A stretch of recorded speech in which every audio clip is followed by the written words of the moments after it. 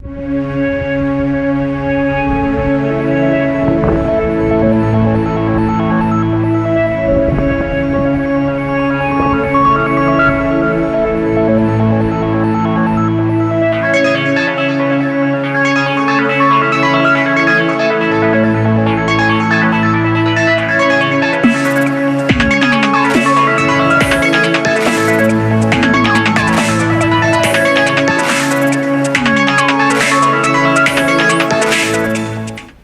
people, what's up? So it's the morning after the first stage of race that I've just done, which is the One&1 Run to Camp.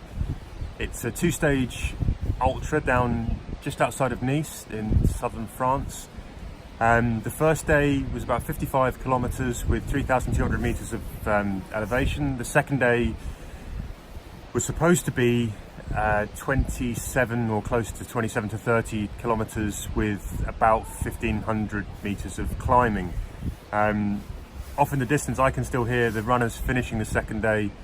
I'm sat on the balcony of a wonderful bed and breakfast here in a little town called Tourette-sur-Loup, and that's because we didn't finish the first day. We missed the cutoff. That's the first time I've ever missed a cutoff in a race, and I'm going to sort of talk a little bit about why that was and what this race was all about. It's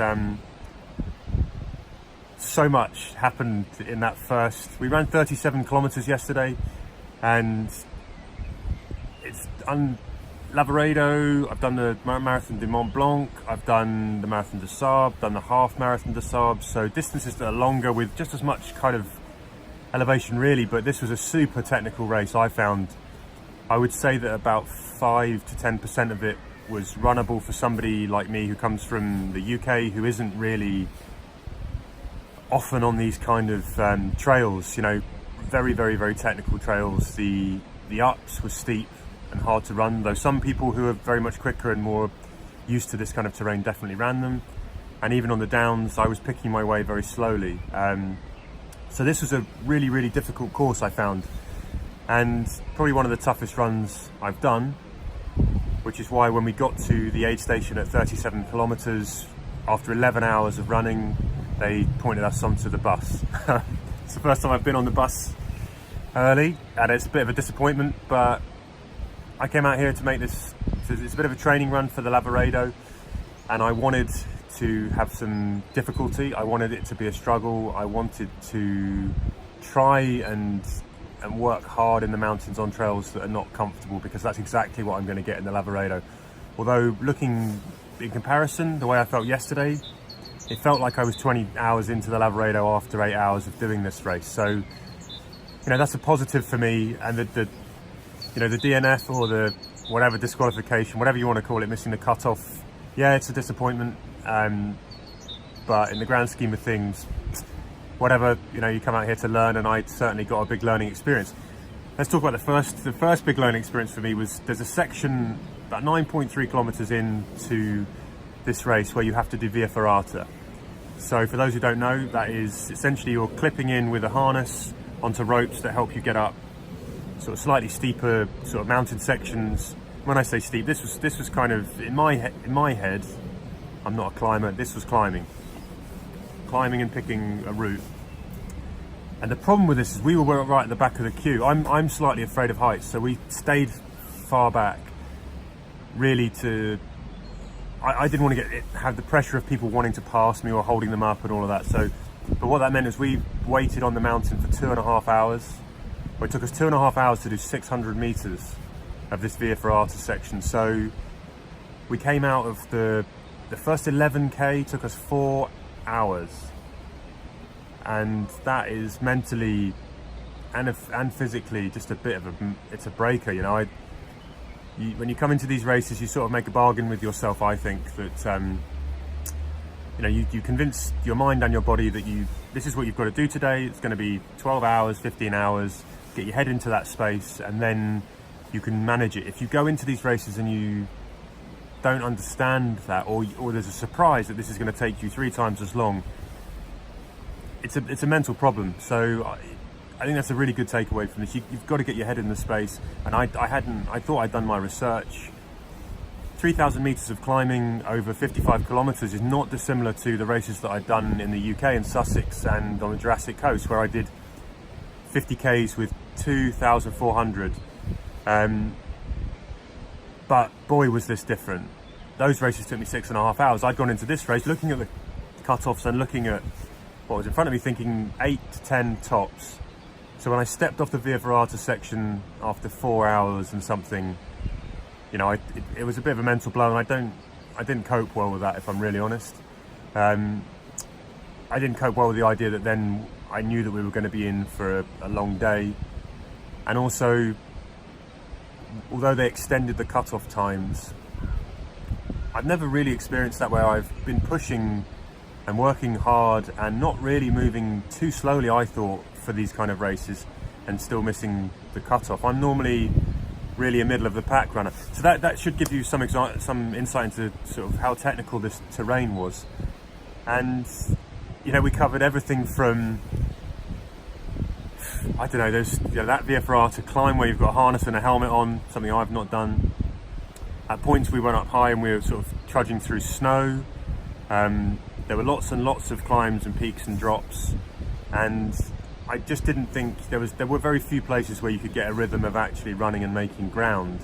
And when you're moving so slowly like that, again, the psychology of it kicks in and becomes a huge part of it when you know you have hours and hours to go, or you're doing 3 kilometers in not even an hour. I don't know how long it was taking us, it's longer than that.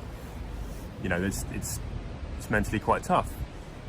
Another thing here, the aid stations. In that 37 kilometers, there were 2 aid stations, which I guess it's not uncommon for an ultra like this, where you've largely going to have experienced people coming out and doing it. But having fought 6.5 hours to get to aid station 2, to hear that the next aid station was then going to be another 17 kilometers. So basically, aid station 1, 9.3. Aid station 2, about 22 kilometers. 6 hours to 22 kilometers. And then you look at it, you've got another 17.5 kilometers to aid station 3, and really only carrying a litre of water. Makes you worry a little bit about your water, makes you sort of cautious about what you're taking on board.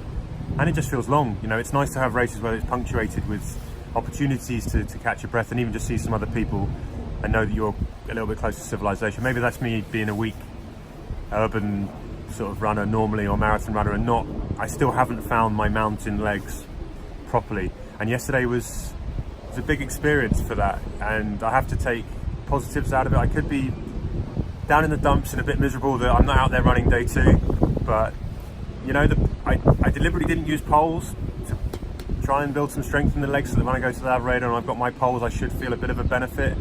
And you know, this was all about pushing and acclimatizing to the terrain, to the effort, but also to the psychology and the approach that you need when you do these races. And I feel like I've come away from this with plenty of that, plenty of lessons learned.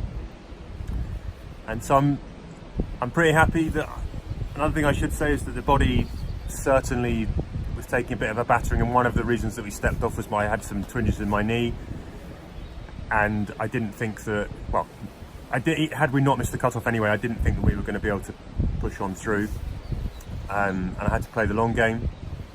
Got Paris Marathon and the London Marathon coming up, and obviously I don't want to lose training time for the Lavaredo.